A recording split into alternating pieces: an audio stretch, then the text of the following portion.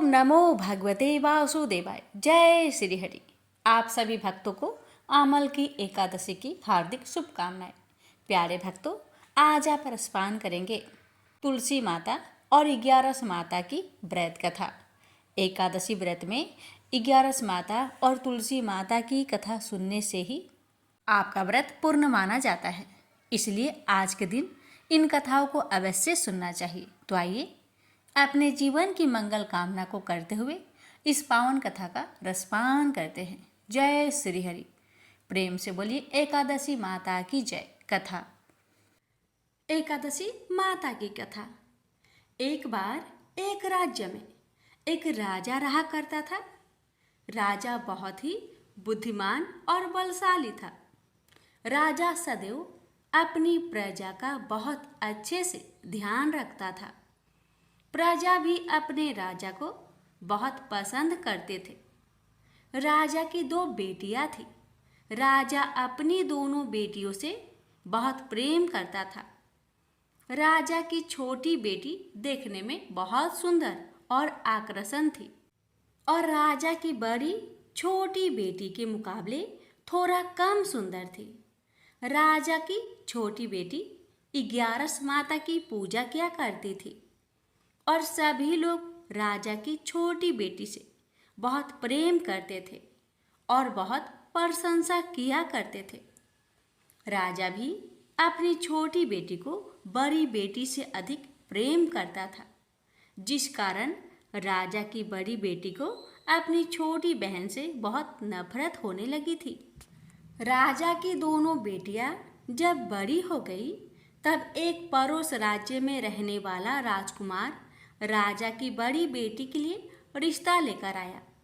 लेकिन जैसे ही उस राजकुमार की नज़र राजा की छोटी बेटी पर पड़ी, तो वह राजकुमार राजा की छोटी बेटी पर आकर्षक हो गया और उससे पहली नज़र में ही प्रेम कर बैठा। उस राजकुमार ने राजा की बड़ी बेटी के साथ विवाह करने से मना कर दिया और उसने राजा से कहा कि मैं आपकी छोटी बेटी से विवाह करना चाहता हूँ।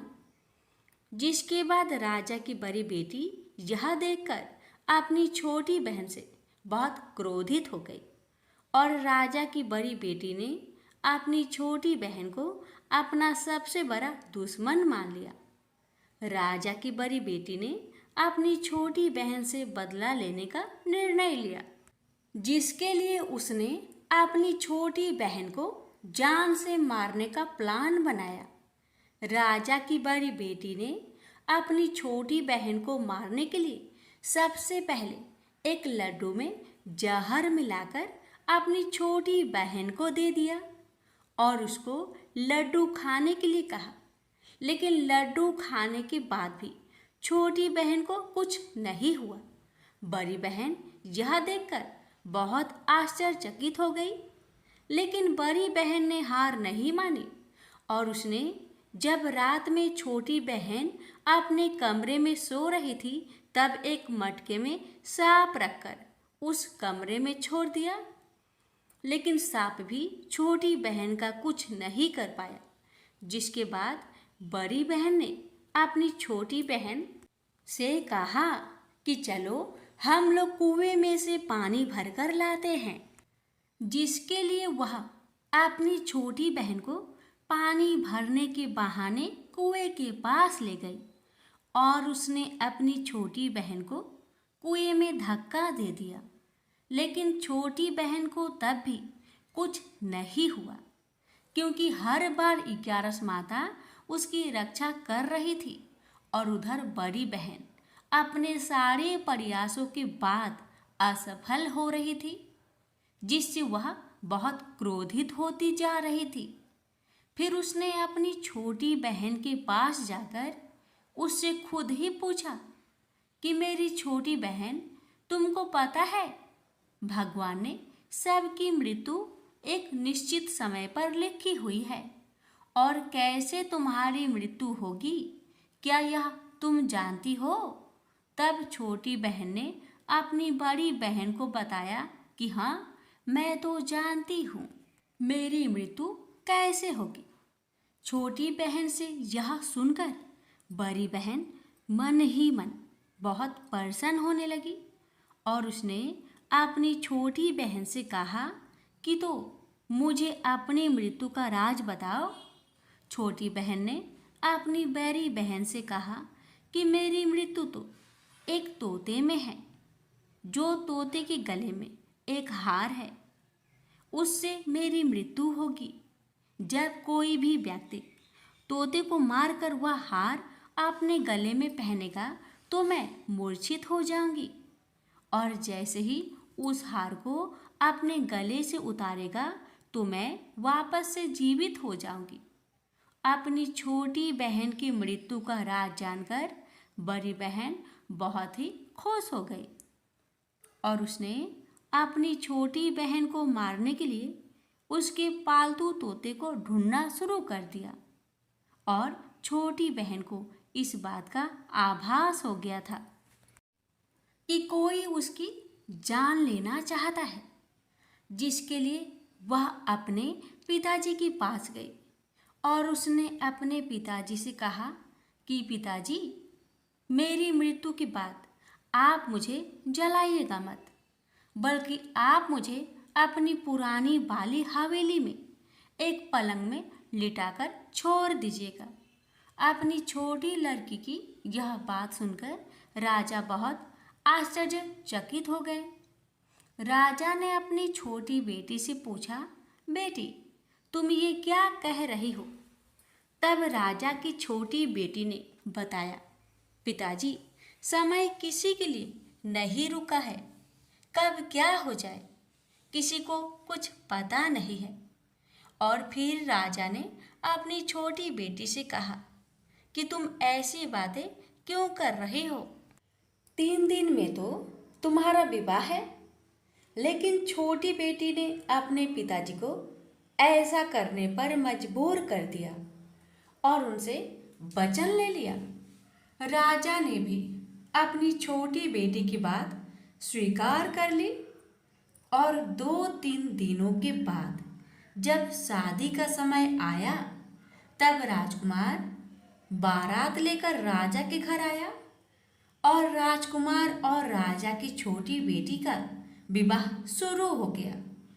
जैसे ही राजा की छोटी बेटी राजकुमार के साथ फेरे लेना शुरू करती है तो उसकी बड़ी बहन अपनी छोटी बहन के कमरे में जाकर उसके तोते को पकड़ लेती है और उसको जान से मार देती है।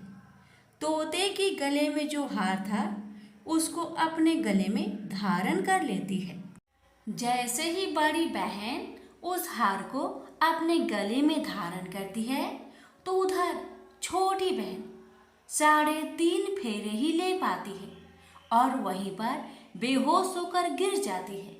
जिसके बाद राजा ने बड़े बड़े दर्द हकीमों को बुलाया और अपनी छोटी बेटी का इलाज करने के लिए कहा। राजा की बात सुनकर वैद्य ने छोटी बेटी को जब चेक किया तो राजा को बताया कि आपकी छोटी बेटी ना तो जीवित है और ना ही मरी हुई है। यह मैं ऐसा पहली बार देख रहा हूँ। राजा ने वैद्य और हकीम को यह बात बाहर बताने से मना कर दिया और उनको कहा कि अगर तुमने यह बात किसी को बाहर बताई तो हम तुम्हें फांसी दे देंगे। राजा ने अपनी छोटी बेटी को पुराने महल में ले जाकर एक पलंग में लिटा दिया और वहां पर कुछ सैनिक को तैनात कर दिया। वापस अपने महल पर आ गया। राजा की बड़ी बेटी अपने पिताजी के पास आई और कहने लगी कि पिताजी, अगर यह शादी संपन्न नहीं हुई तो आपकी इज्जत का क्या होगा? आप कहे तो आपकी इज्जत बचाने के लिए राजकुमार से शादी करने के लिए तैयार हूँ। जिसके बाद राजा ने अपनी बड़ी बेटी की बात मान ली और राजा ने बड़ी बेटी को छोटी बेटी की कपड़े पहनाकर मंडप पर भेज दिया। लेकिन राजकुमार यह जान गया कि यह राजा की छोटी बेटी नहीं, बल्कि यह राजा की बड़ी बेटी है। लेकिन जब राजकुमार ने शादी करने से मना किया तो सभी लोगों ने राजकुमार को विवश करके राजा की बड़ी बेटी से बचे हुए फेरे को संपन्न करा दिया और विवाह करवा दिया। जिसके बाद राजकुमार राजा की बड़ी बेटी को अपने महल ले गया। राजकुमार राजा की बड़ी बेटी से ना तो बात करता था, न ही उसको पसंद करता था और ना ही उसके आसपास भटकता था। और राजकुमार ने यह फैसला लिया था कि वह अपनी प्रेमिका को ढूंढ कर रहेगा और यह जानकर रहेगा कि उसके साथ हुआ क्या है।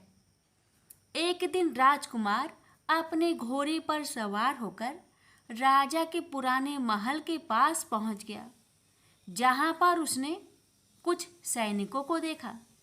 महल के पास पहुंचकर राजकुमार ने जब महल को ध्यान से देखा तो वह समझ गया कि यह तो हमारे ससुर जी का महल है। तब राजकुमार ने सैनिकों से पूछा, तुम लोग यहाँ क्या कर रहे हो और इस महल के अंदर उस पलंग में कौन लेटा है? जिसके बाद सैनिकों ने बताया कि जहाँ पर राजा की छोटी बेटी लेटी है। यह सुनकर राजकुमार बहुत प्रसन्न हो गया और वह तुरंत अपनी प्रेमिका के पास पहुंच गया और उसकी सेवा करने लगा। जैसे ही रात हुई तो राजा की छोटी बेटी उठकर खड़ी हो गई। राजकुमार यह देखकर बहुत खुश हो गया और उसने अपनी प्रेमिका से पूछा कि तुम यहाँ क्या कर रही हो? तुम मेरे साथ मेरे घर चलो। राजा की छोटी बेटी ने राजकुमार को सारी बातें बता दी कि मेरी जान एक तोते में बसी थी और मैंने यह बात सिर्फ अपनी बड़ी बहन को बताया था और मुझे पता है कि उसने ही मुझे मारने का प्रयास की है।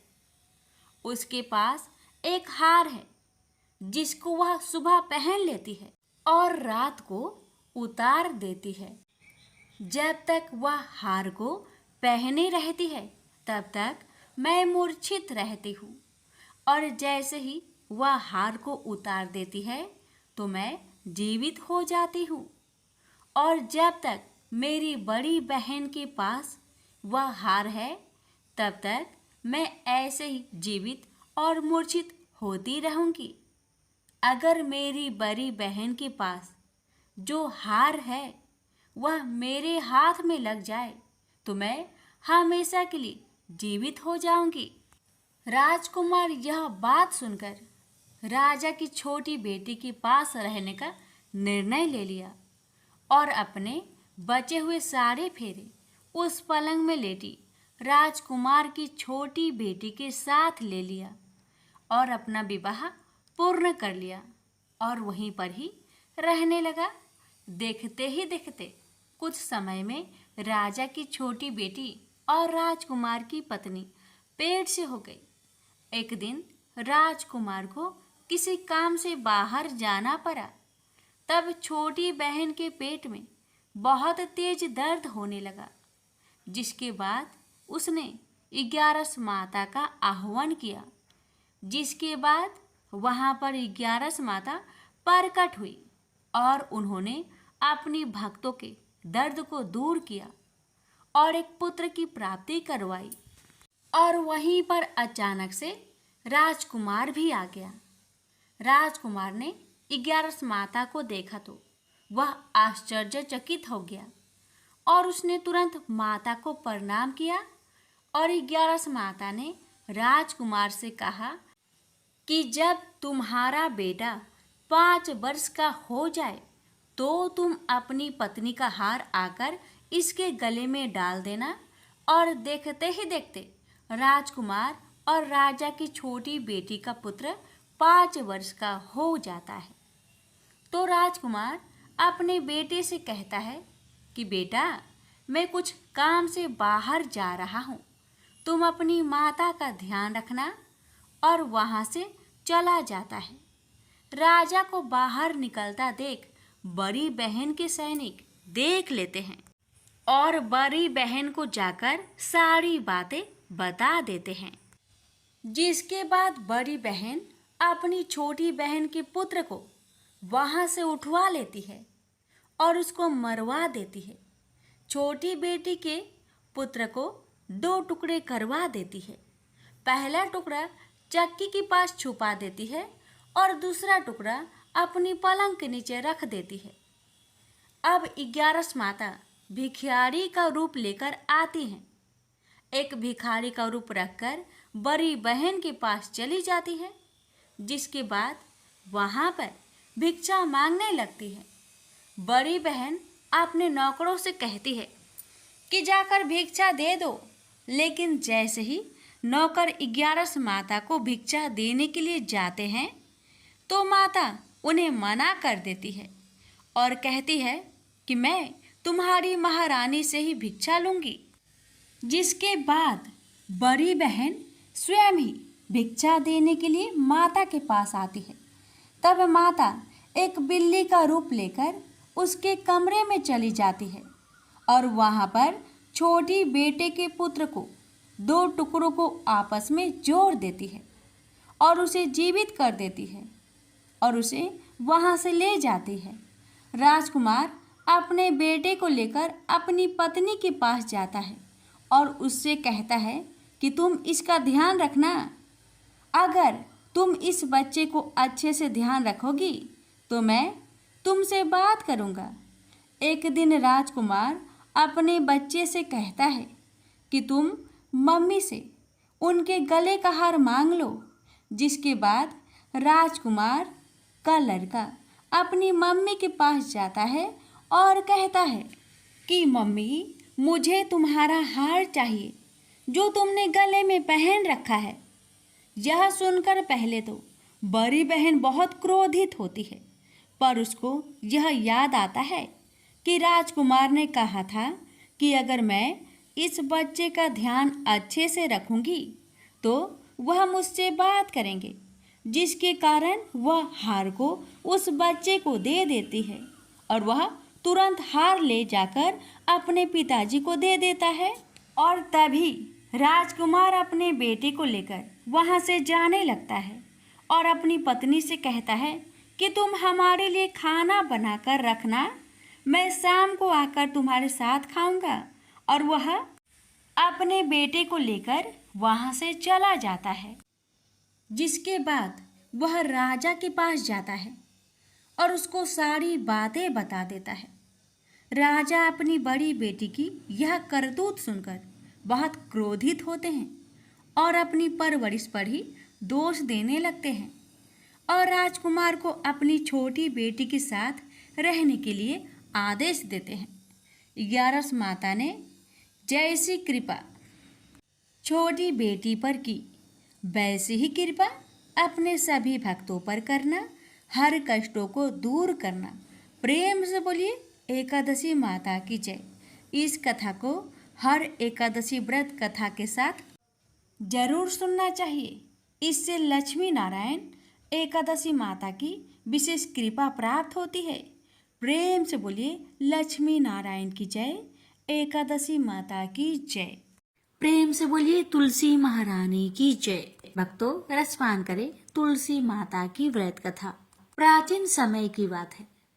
किसी गांव में एक ब्राह्मण रहता था। परिवार में सिर्फ पति पत्नी थे, उनकी कोई संतान नहीं थी। उस देश का राजा सोमदत्त बहुत ही दानशील साधु संतों की सेवा करने वाला था। प्रचंड पराक्रमी होने के साथ साथ वह कला का भी बहुत बड़ा पारखी था।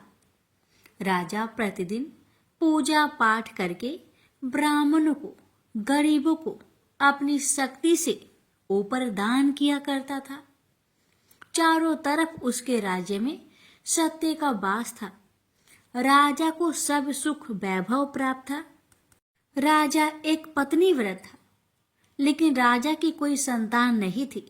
इसी दुख में राजा उतना सुख होने के बाद भी बेचैन रहता था। एक दिन ब्राह्मण की पत्नी ब्राह्मण से बोली कि दूसरे राज्य से आकर कई साधु संत ब्राह्मण राजा से दान दक्षिणा ले जाते हैं, लेकिन आप क्यों नहीं जाते राजा के दरबार में?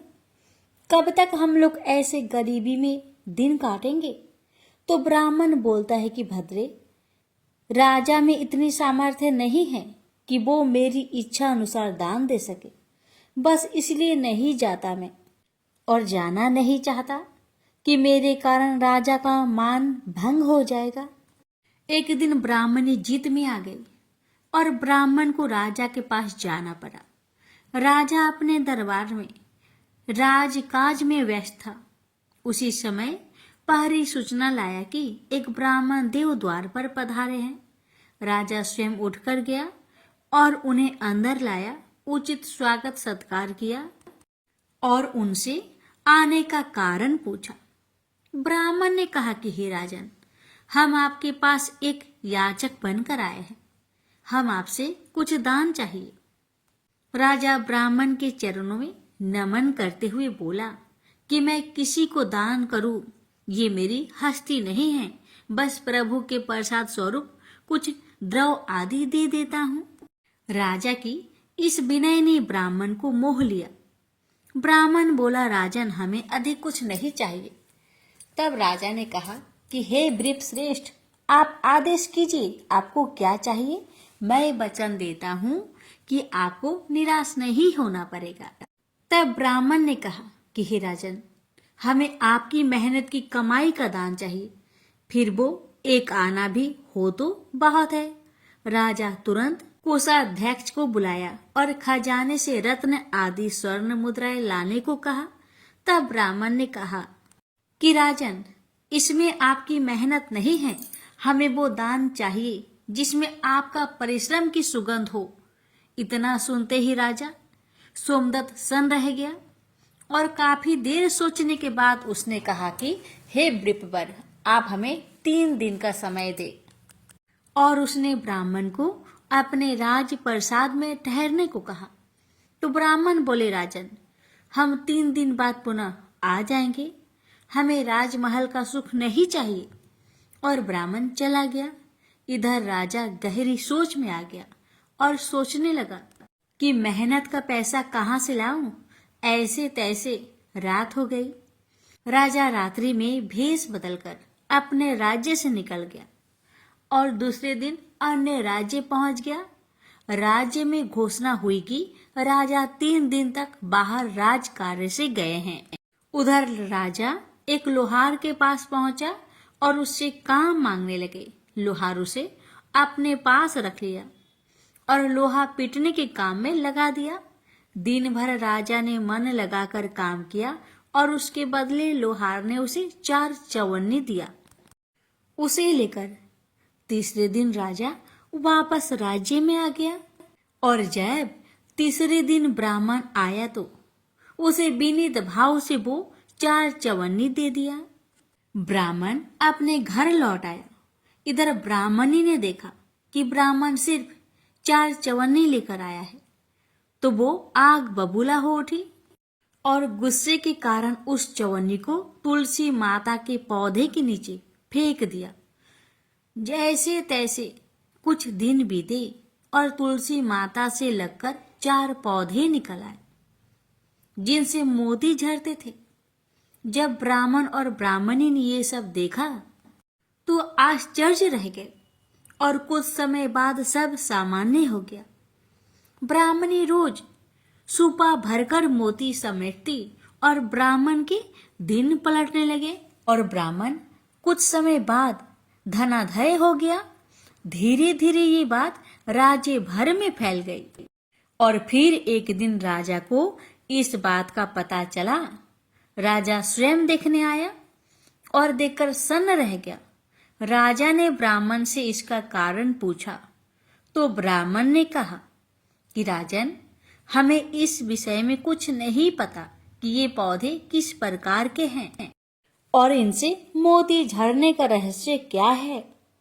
राजा ने दूसरे दिन आदेश दिया कि उन पौधों को उखाड़कर देखा जाए और मजदूर लगाए गए।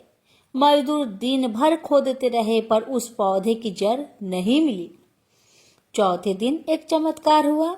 बिना खोदे ही अब गहराई बढ़ती चली गई और जब सब नीचे झांककर देखे तो क्या देखते हैं कि पौधे की जड़ें पृथ्वी के नीचे किसी जलाशय में धंसी हुई है।